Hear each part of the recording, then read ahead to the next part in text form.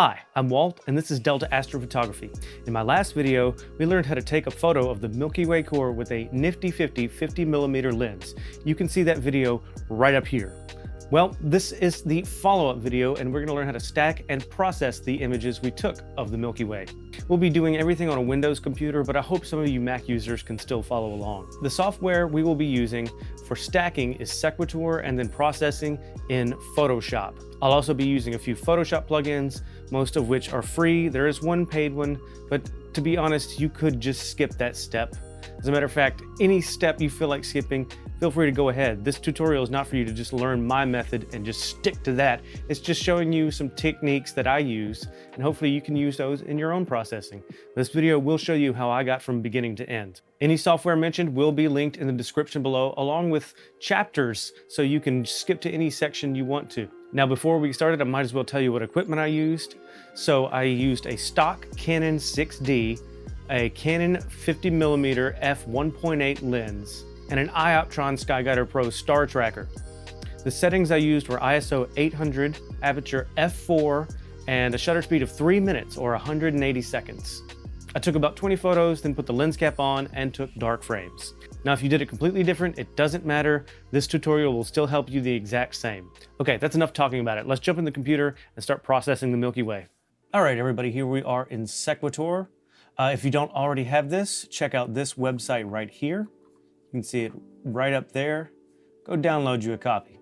Now, the first thing we're going to do is add our star images. These are our light frames.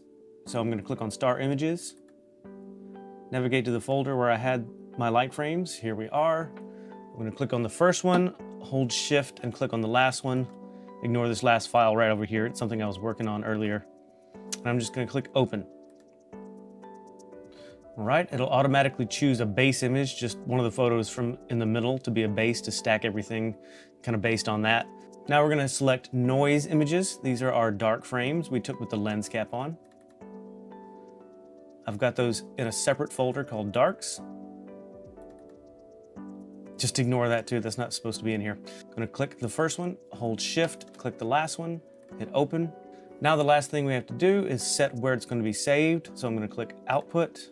I'm going to create a new folder, 50mm milk for YouTube. Go in there and give the file a name. It'll be the same name, 50mm milk for YouTube.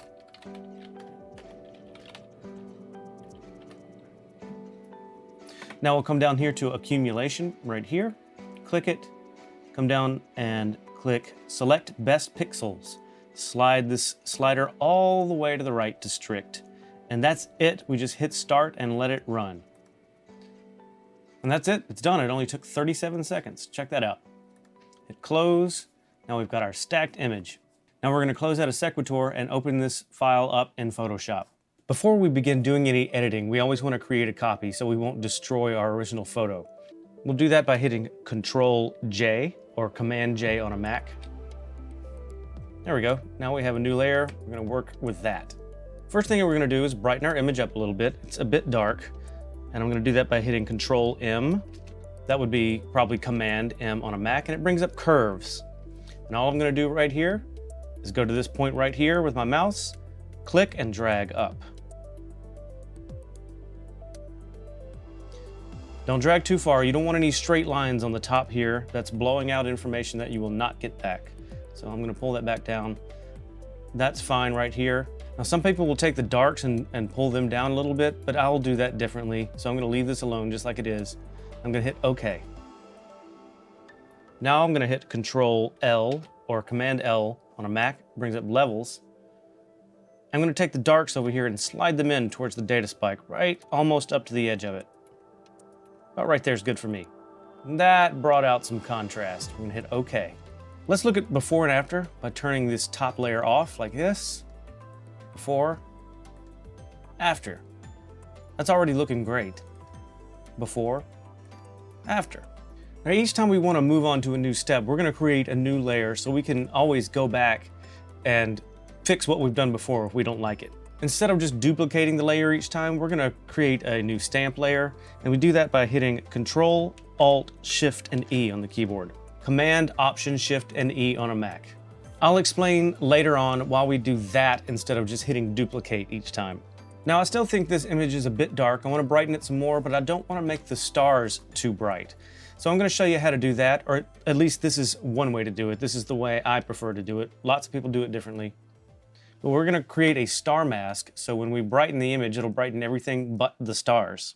We'll do that by hitting Control A and then Control C. Command A or Command C on a Mac. We're just copying the image. Now I'm going to come down here to the bottom, to this icon right here. I'm going to click it. This is Add Layer Mask. Now I'm going to come up to my layer mask and hold Alt and click it again. Just click the layer mask itself.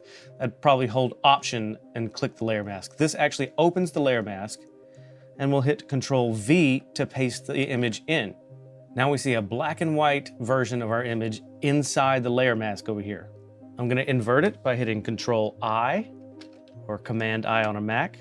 Now you see everything that's black is not going to get affected when I start bringing up the levels again, when I start making it brighter. So I want the stars to be even blacker, and I want some of this space to be even whiter. So we're going to fix that by hitting Control L to bring up levels again. I'm going to bring the blacks up to make everything black even blacker. I'm going to come to the opposite side over here on the right and bring that inward. That's just getting rid of a lot of that dust in the Milky Way because I actually do want to get that brighter. Hit OK. All right, we got the beginnings of our star mask. We're going to blur our mask a little bit so it will be a little more natural looking when we start raising the brightness of everything else. Go up to the top to Filter, Blur, Gaussian Blur, and we're just going to leave it around 4 pixels. It should be enough. Hit OK. Now this is our star mask. I'm going to click back on the actual layer now. I've still got marching ants around the edges, so I'm going to hit Control D to deselect them. Command D on a Mac. And let's bring up curves again, which is Control or Command M. All right. See this little hand, this little finger icon right here? I'm going to click that, and it gives me a little dropper. I'm going to come to a brighter spot in the Milky Way that I want to make even brighter. Click and hold and drag up. And there we go. We're making that Milky Way core even brighter. I'm going to click OK. I want to create some more contrast, so I'm going to hit Control L to bring up levels. I'm going to pull this slider in right to the edge of the histogram or data right here. And hit OK. Looking even better, even more contrast and brightness. Create a new layer by hitting Control, Alt, Shift, and E all together. Now, I don't know if you can see this on your screen right now, but I'm starting to get a little green cast. It's kind of like in this area and a little bit over here. And there's a plugin called Hasta La Vista Green. You can get it from this website right here, and I'll also have a link to the description below. But as you can see, there's kind of a green cast in this picture, and this is what it looks like after. So we're going to use that. So go ahead and get it downloaded and installed. Once it's installed, all you have to do is go up to the top and hit Filter, come down to Deep Sky Colors, and here it is right here. Click it. I just select Strong because why not, and hit OK. There, that green cast is gone completely. Let's look at before. See a little green down here, and after. I'm going to create a new layer, Control, Alt, Shift, and E. Now the next step is kind of optional, but it's something I really like to do, and it's, if you see down here at the bottom of the photo, it's a lot brighter than it is up here, and that's because of light pollution near the horizon. Honestly, you could just skip this step if you don't have this plugin, but I have it, so I'm going to use it. It's one of the most amazing plugins that I've ever purchased. It's called Gradient Exterminator. Here's the website where you would get that. This plugin does cost around $50 or $60, but it's really worth it in the long run, in my opinion. Once again, you could probably skip this step if you don't have it. That's fine, but I'm going to show you how powerful it is. We're going to get rid of this light pollution down here at the bottom. First thing I'm going to do is come over here to my lasso tool, select that, and I'm going to draw a circle right around the Milky Way. Just got to select it like this. Try to just get the Milky Way in your circle and nothing else. And there we go. Now I'm going to come to Select up here on the top, and click Inverse. Now everything but the Milky Way is selected. So we're going to go up to Filter, down to RC Astro, and click Gradient Exterminator. I'm just going to leave it on the default medium, and hit OK. I'm going to hit Control or Command D, deselect, bring up levels, Control L, and just bring that back into the data a little bit. There we go. Now you can see space is now a nice kind of dark color all throughout the photo. It's not bright down here anymore. Unfortunately, it brought a little bit of that green cast back. It's barely noticeable, but it's definitely back. I can see it over here and over here. So I'm going to go ahead and run Hasta La Vista Green one more time. Filter, Deep Sky Colors, Hasta La Vista Green. I'm going to hit OK. Now, that looks great. This is before. You can see a lot of light pollution down here. And this is after. We get a very balanced photo right now. Let's create a new layer, Control, Alt, Shift, and E. Now the next thing we're going to do is get rid of the stars. We're going to separate the stars and the Milky Way so we can process them separately and then recombine them at the end. I'm going to use a free program called StarNet. Here's their website right here. We're going to use the graphical user interface for Windows. You can also get a command line tool for Windows, Mac, and Linux. I do not know how to use the command line tool in Mac, so you'll probably have to look up a separate tutorial on how to do this on a Mac. I'm sorry. So the first thing we're going to do is we're going to save this image, save a copy. So I'm going to go to File, Save as Copy, and I'm going to title it 50mm Milk for StarNet. I'm going to make sure Layers is deselected. I don't want to save the layers. That's important. We're going to save it as a TIFF, uncompressed. Hit Save. Yeah, compression none. And hit OK. Now we're going to go into our StarNet folder that we downloaded and click StarNet GUI. I'm going to browse for the file that we just saved. Here we go. Open it up. And for output, I'm just going to change the name to 50mm Milk for StarNet Finished. And that's really all I have to do. I'm going to hit Run. And this process should take just a couple of minutes, 2 or 3 minutes. You can see how fast it's going right here. If you have a slower computer, yes, it might take a little longer. And it is done. Close all this out and go back to Photoshop. I'm going to go up to File and Open. And here's the finished file, so I'm going to click that and click Open. And there's our starless image, and it looks pretty cool in my opinion. Now before we move on, let's go back and look at the other photo we were editing.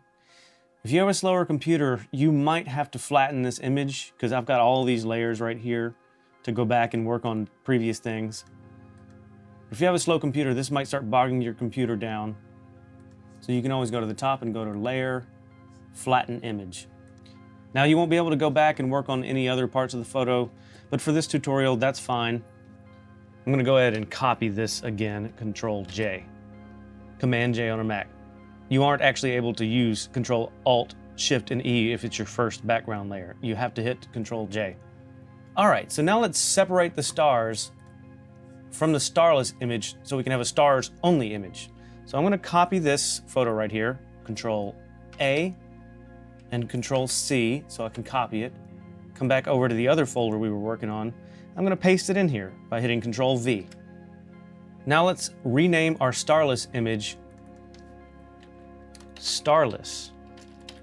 That's very important. Make sure you do that. Now we're going to turn it off like this. Now let's click on the layer beneath it. Okay, we see we've got Starless turned off and we are clicked on the layer beneath it. I'm going to go up to Image, Apply Image, and where it says Layer, I'm going to select Starless. That's why we had to rename it Starless, so we'd see it in here. Starless, go to Blending, and come down to Subtract.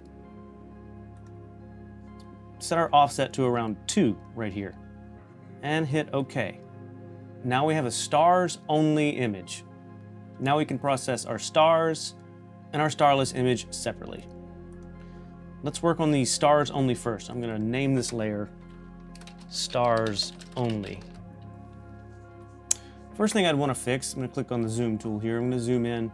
See, there's a lot of purple around my stars. That's called color fringing or chromatic aberration. It's a problem with cheap lenses and telescopes. When the red and the blue, they just aren't focusing together properly. And it's a pretty easy fix. So we're going to go up to Filter, Camera Raw Filter. I'm going to zoom in. You can do that by holding your left mouse button and just kind of dragging left and right. Just want to see the kind of pink around some of these stars. Now on our Camera Raw Filter, we're going to come down to Optics. If Defringe isn't already open, it should be down here like this. Just open that up, come to Purple Amount, and slide it up a bit until you see the pinkish purple around the stars go away. That's it. They're gone. That's fine. It was that easy. We're going to hit OK. Now I'm going to shrink some of these stars just a bit. That way when we add them back onto the Milky Way, they won't be taking over the image. The Milky Way will still pop some more. So we're going to shrink the stars by going to Select, Color Range, and at the top, instead of sampled colors, we're going to choose Highlights. I'm going to move our fuzziness up and our range down until we see a lot of the stars selected. I'm going to hit OK. I'm going to zoom in here. And we can see the star is selected, but it's very close to the star, and I want just a little more than the star selected because we want to make sure we're affecting the whole star and not just like the center of it. So I'm going to go to Select, Modify, Expand. I'm going to expand it by 2 pixels. You can see it's got a little of the outer edge of the star. It's not just the center of the star, it's kind of got the whole star selected here. And now we're going to feather it. Select, Modify, Feather. Since we expanded it by 2, we'll feather it by half of that, which is 1. Zoom back out. And now let's just go to Filter, Other, Minimum. Make sure Preserve Roundness is on. We do not want Preserve Squareness. We want roundness because our stars are round. And I'm just going to reduce them by, 0.8 pixels sounds good. I wouldn't go over 1 pixel. You'll reduce them too much and you'll hardly see any stars in your photograph. 0.8 sounds good. I'm going to hit OK. I'm going to hit Control D to deselect that. You can see the stars are definitely dimmer and smaller. Now we can go back to working on our starless image. So I'm going to click that, make it visible again, make sure our starless layer is selected. And let's just go ahead and create a new layer, Control, Alt, Shift, and E. Next thing I'm going to want to do is just brighten this a little more. Let's bring up curves again. I'm going to hit Control M, Command M on a Mac. Click this little hand right here. Gives me a dropper. I'm going to put it in an area of the Milky Way that I want brighter. Click and hold and drag up. It's looking good. I can also click a darker area, click and hold and drag down to create some contrast. And hit OK. Before and after what we just did. Before, after. Looking good again. New layer, Control, Alt, Shift, and E. Now we're going to do some selective adjustments. There's 2 different ways you can do it, so I'll show you both, and it's up to you to decide which one you want to do. So for example, maybe we want to just mess with the Lagoon Nebula and these nebulas over here, the Eagle and the Omega Nebula. We're going to go up to Select and Color Range, and instead of highlights, we're going to choose Sampled Colors. It's going to give me a dropper here, and I'm just going to click right in the Lagoon Nebula over here.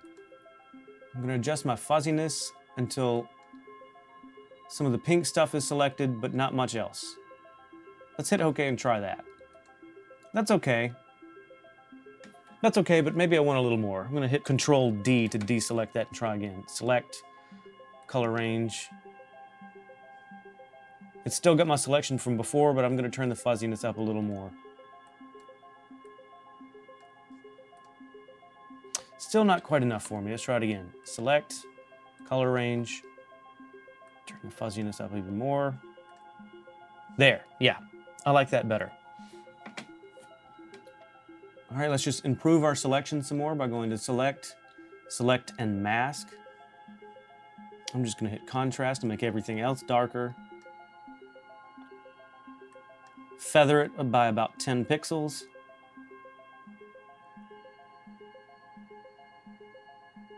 You can shift the edge out just a touch. Hit OK. Now from here, we can go up to Layer, New Adjustment Layer, and click Vibrance or Hue and Saturation, either one of those. Let's try Vibrance. And as you can see, it made a little layer mask over here. I'm gonna hit Alt and click on the layer mask, and we can actually see what's going on in here. You can see the whitest areas are gonna be affected the most by our vibrance adjustments, but a lot of this stuff that I didn't want selected is still kind of bright. So we're gonna darken that by hitting Control L to bring up levels. We're gonna bring the blacks over until almost nothing is visible except those little pink areas I wanted to adjust. There we go. All right. I'm gonna hit OK and click back over here. Now when we make our vibrance adjustments, it's just gonna affect this area and these little areas right here. And there we go. We've made the lagoon and the other nebulas just a little more vibrant. Let's create a new layer by hitting Control, Alt, Shift, and E. Now let's look at another way to selectively enhance colors in just certain areas. I'm gonna come over here to Adjustments right here, click that, and find this one that looks like an envelope. It's called Selective Color Adjustments. I'm gonna click that. I'm kind of wanting to adjust this area that's kind of an orangey, so I guess that would fall under reds. It's definitely not gonna fall under greens or cyans. Reds will probably be pretty good. And I'm just gonna mess with these faders right here. I don't want it too red, but I do like it a little more orangey. So yeah, I'm gonna move that over just a little bit. That looks awesome. Mess with the magenta, see what that does. I don't wanna mess with that a whole lot. Try the yellows. I didn't really like what that did, so I'm gonna leave that alone too. And that looks good enough. All I had to adjust really was the cyan. Now, I didn't really selectively adjust anything. I actually adjusted the colors in the entire image. So let me show you how to just adjust the areas that I want. See, it created a white mask right here for selective colors. See that right there? It's white right now. We need to turn it black. So we're gonna make sure the mask is selected and hit Control or Command I to invert it. Now, if you look, you can't see the selective color adjustment anymore. It's back to the way it was. So we're gonna go up and grab our brush right here, brush tool. I'm gonna change the opacity down to about 60%. And we're gonna make sure the color of our brush is white, and we do that right here. We could select between black and white, right there. Make sure it's white. And we can adjust the size of the brush with our bracket keys on our keyboard. If you don't have bracket keys on your keyboard, you can also come up here, right there, and adjust your brush size here. And we're just gonna click around in the Milky Way on the areas that we want to enhance the color on. Just like this. I'm doing click, click, click, click, click.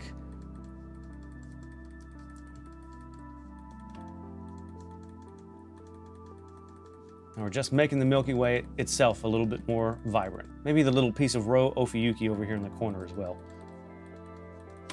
And that's looking pretty cool. We're gonna come back over here to our mask, and I'm gonna hold Alt or Option and click it so we can actually see the mask. And it's already looking kind of blurry, but we can blur it a little more to make sure that it's as natural looking as possible by going Filter, Blur, Gaussian Blur, and just adjusting this a little higher. And 30, 37, that looks fine with me. Click back over here.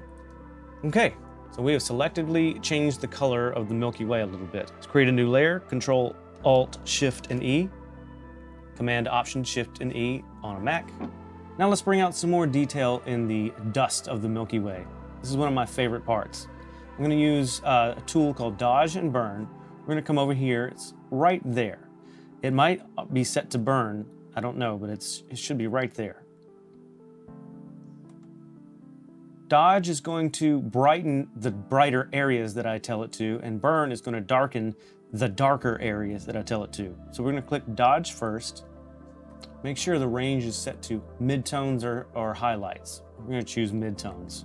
And set the exposure to a low number. We're gonna do about 12. Just like earlier, you can change your brush size with the bracket keys or clicking over here and changing your brush size there.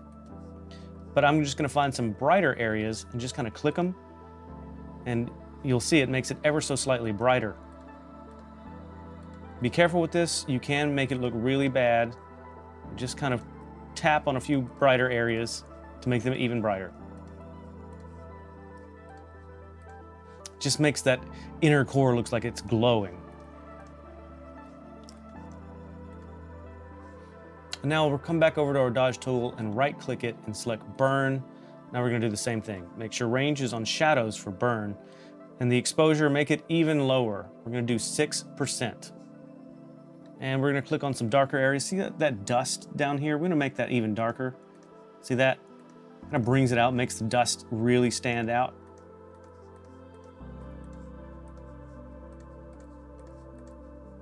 Once again, don't go too crazy with this because it can start to look really bad really fast. So I think I'm gonna probably stop right about here. That's enough. I'm gonna hit Control, Alt, Shift, and E to create a new layer. Oh, one thing I forgot to explain earlier is why we use Control, Alt, Shift, and E instead of just duplicate. Let's say we're working on this layer right here and I've got a layer mask. That layer mask is interacting with the layer below it.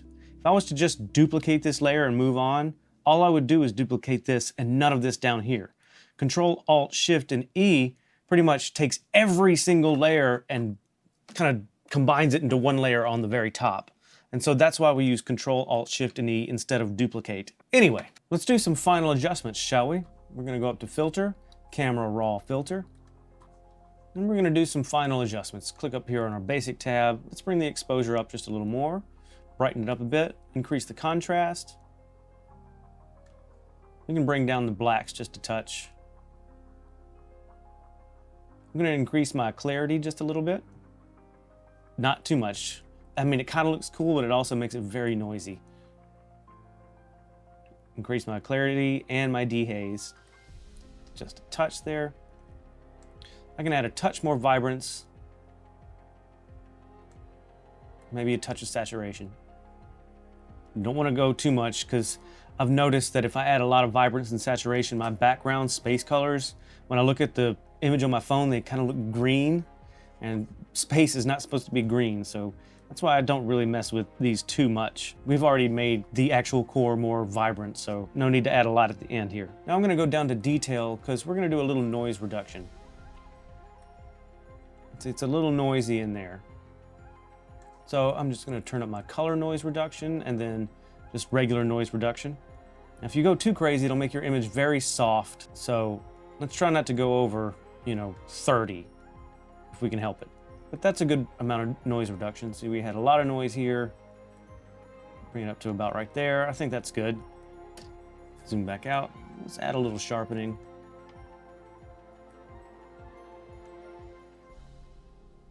And we're gonna hit OK. And that's looking pretty good. I'm gonna add one more camera raw filter. We're just gonna go back up to basic. We're gonna add a touch more clarity, touch more dehaze, and a touch more noise reduction. And hit OK. Now we're about done. Let's add a new layer. Control, Alt, Shift, and E. Command, Option, Shift, and E on a Mac. And let's go down here and find our stars only layer. There it is. Let's drag it all the way to the top. Cooperate with me, please.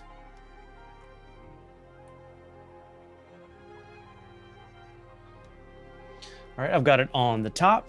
Let's change our blending mode from normal to screen. And there we go, we got our stars back. Because they're smaller, we can really see the Milky Way pop. If we wanted to create another layer, see screen right there is kind of highlighted in blue. You'd have to hit Escape and then Control, Alt, Shift, and E. And let's just do, one final camera raw filter, maybe a little contrast. That's really all I'm gonna do here, to be honest. I'm gonna hit OK. I'm gonna go over here to my crop tool. This is it right here. Just gonna kind of crop a little bit. We've got some bad corners over here. I like to make sure original ratio is checked when I crop. And once I get it cropped like I like it, I'll hit enter.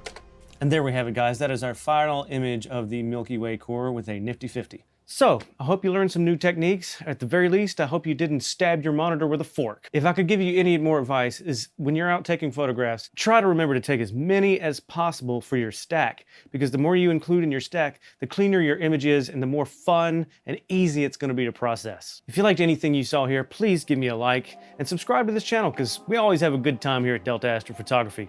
Well, gotta go for now. As always, stay spacey, clear skies everybody, and good night.